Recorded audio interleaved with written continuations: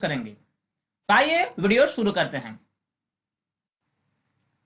सबसे पहले तो हमें समझना है कि आखिर गुरुत्वाकर्षण होता क्या है।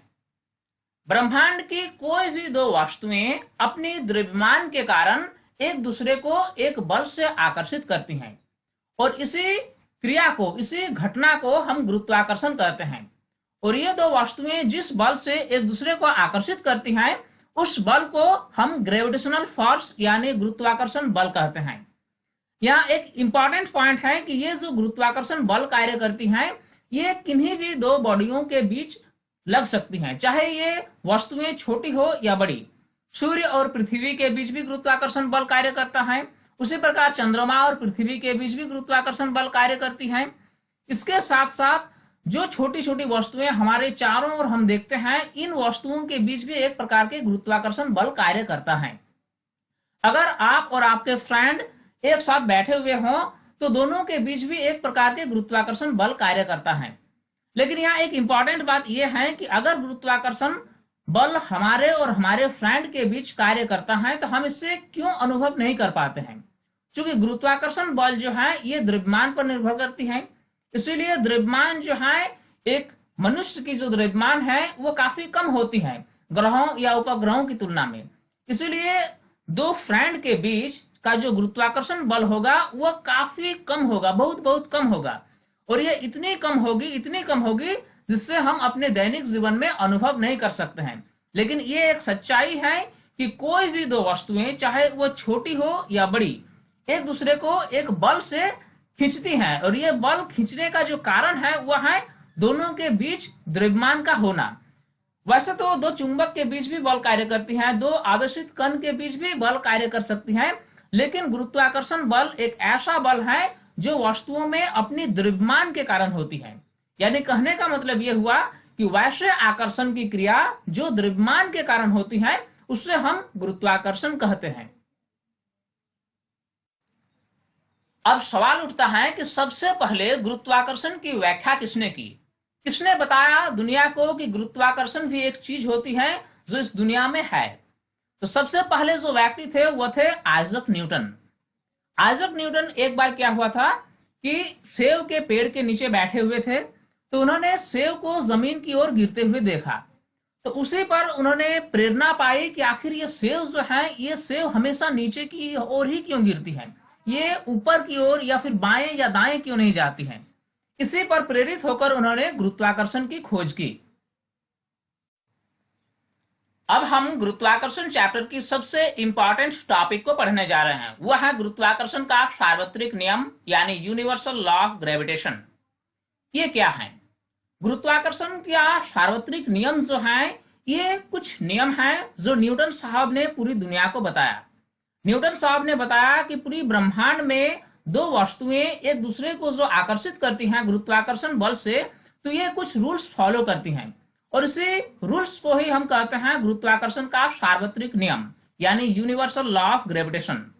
अगर आप बुक्स निकालेंगे और बुक्स में देखेंगे कि आखिर गुरुत्वाकर्षण का सार्वत्रिक नियम क्या है तो सबसे पहले आपको लंबी चौड़ी कुछ सेंटेंस मिलेगी और अगर ये सेंटेंस आप पढ़ते हैं तो सबसे पहले क्या होगा कि आपको एक तरह का उबाऊपन लगेगा और आपको लगेगा कि ये हम क्या पढ़ रहे हैं। डोंट वरी, सबसे पहले हम इस नियम को समझेंगे। जब हम इस नियम को समझ लेंगे उसके बाद अगर हम इसकी परिभाषा को देखेंगे या परिभाषा को लिखेंगे तो हमें कोई कंफ्यूजन नहीं होगा। तो आइए सबसे पहले हम समझते हैं कि आखिर गुरुत्वाकर्षण का सार्वत्रिक नियम क्या है। सबसे पहले हम कल्पना करते हैं कि दो वस्तुएं हैं और एक वस्तु का द्रव्यमान कैपिटल एम है और दूसरे वस्तु का द्रव्यमान स्मॉल एम है और दोनों के बीच का जो डिस्टेंस है इसको हम डी मान लेते हैं।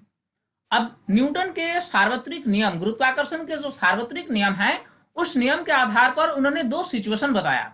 पहला सिचुएशन ये बताया कि जो दोनों वस्तुओं के बीच की जो बल है वो जो फोर्स है वो फोर्स समानुपाती होगी दोनों वस्तुओं के द्रव्यमानों के गुणनफल का। यानी हम लिख सकते हैं कि F जो है फोर्स जो है ये समानुपाती है M गुना M की। इसके साथ साथ उन्होंने और एक चीज बताई कि ये जो बल है, ये जो फोर्स है दोनों के बीच जो लगती है ये उनके दूरी के वर्ग के व्युत्क्रमानुपाती है। यानी F जो है ये समानुपाती किसकी होगी, 1 डिवाइडेड बाय डी स्क्वायर। ये दो बातें न्यूटन ने पूरी दुनिया को बताई कि एफ जो है ये समानुपाती होगी एम मल्टीप्लाई बाय एम, और ये जो फोर्स है ये समानुपाती होगी 1 डिवाइडेड बाय डी स्क्वायर। ये दो ही बातें न्यूटन ने बताई। अब आइए देखते हैं कि इससे हम क्या चीज निकाल सकते हैं। चलिए न्यूटन द्वारा बताए गए दोनों रूल्स को हम यहाँ मैथमेटिकली लिख लेते हैं। अब अगर हम दोनों रूल्स को आपस में कंबाइन कर देंगे तो हम पाएंगे कि एफ जो है ये समानुपाती होगी m multiplied by m divided by d square. अब ये इक्वेशन को हम कैसे लिखेंगे, ये जो समानुपाती का चिन्ह है इसको हम बराबर के चिन्ह में बदल देंगे, और जब हम समानुपाती के चिन्ह को बराबर के चिन्ह में बदल देते हैं तो एक कांस्टेंट लगता है, एक स्थिरांक लगता है, और यहाँ पर वह स्थिरांक होगा कैपिटल जी।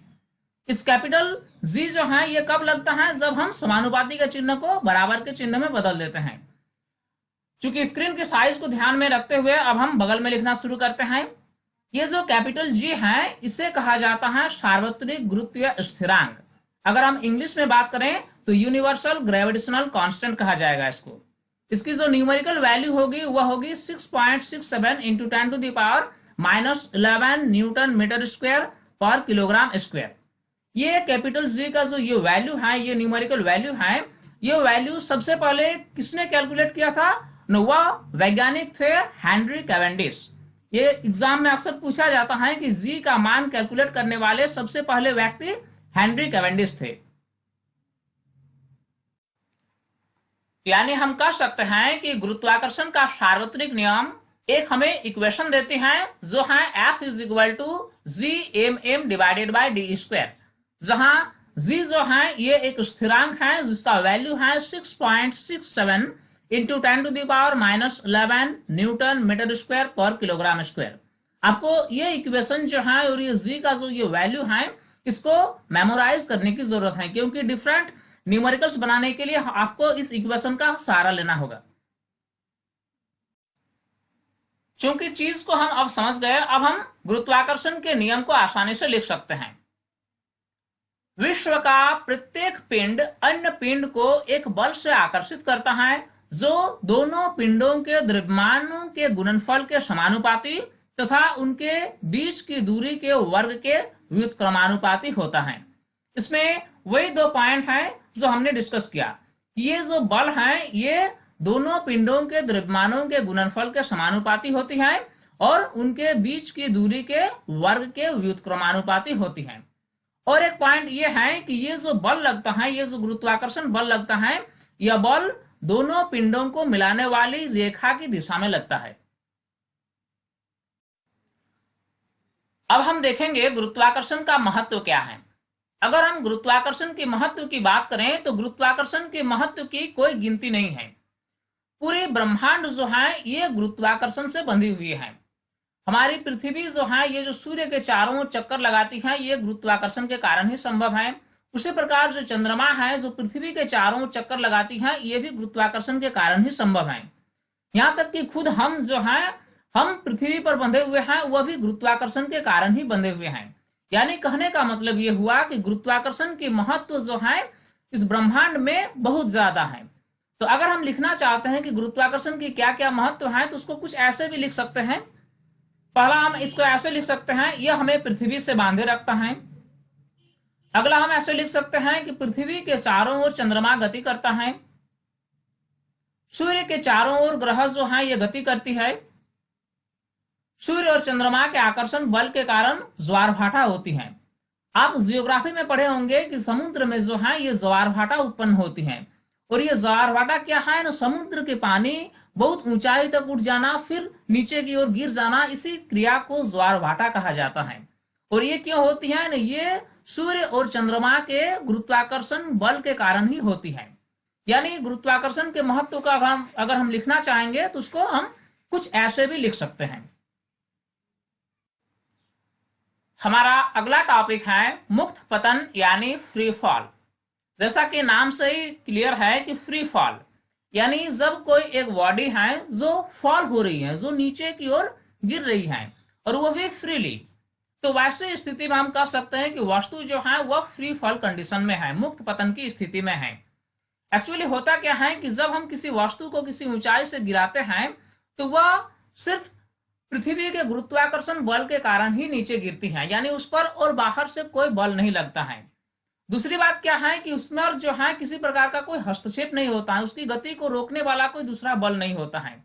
यानी ऐसी स्थिति में जब वस्तु सिर्फ पृथ्वी के आकर्षण बल के कारण नीचे गिरती है और उसकी गति को रोकने वाला कोई दूसरा बल न हो, तो ऐसी स्थिति में हम कहेंगे कि वस्तु जो है ये फ्री फॉल स्थिति में है।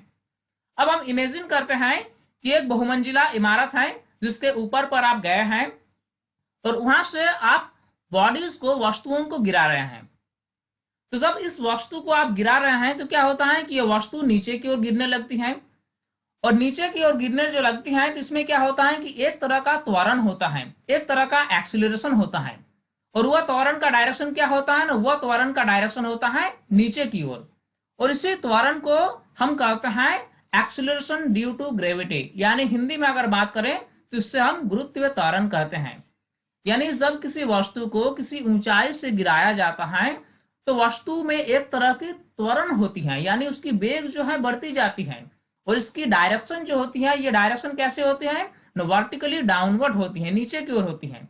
और इसी त्वरण को हम गुरुत्व त्वरण यानी एक्सीलरेशन ड्यू टू ग्रेविटी कहते हैं। और इस त्वरण को हम स्मॉल जी द्वारा इंडिकेट करते हैं, जिसका वैल्यू हम लेते हैं 9.8 मीटर पर सेकेंड स्क्वायर। हालांकि ये जी का जो वैल्यू है ये पृथ्वी के डिफरेंट स्थान पर, अलग अलग जगह पर इसका वैल्यू वेरी करता है। हम विषुवतीय रेखा पर कुछ अलग वैल्यू पाएंगे तो ध्रुवीय प्रदेश पर कुछ अलग वैल्यू पाएंगे, लेकिन ऑन एन एवरेज स्मॉल जी का मान हम 9.8 मीटर पर सेकेंड स्क्वायर लेते हैं। अब हम इसको आगे देखेंगे कि ये जो जी का जो वैल्यू है 9.8, इसको हम न्यूटन्स ग्रेविटेशनल लॉ से कैसे कैलकुलेट करते हैं। अगर हम मुक्त पतन यानी फ्री फॉल को शब्दों में लिखना चाहते हैं तो कैसे लिखेंगे। जब कोई वस्तु पृथ्वी की ओर केवल गुरुत्व बल के अधीन स्वतंत्र रूप से गिरती है तो हम कह सकते हैं कि वस्तु मुक्त पतन यानी फ्री फॉल में है।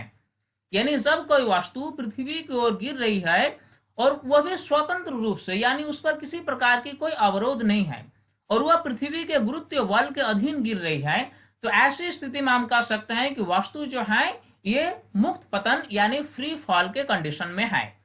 और ऐसी स्थिति में वस्तु का नीचे की ओर एक प्रकार की त्वरण होती है जिससे हम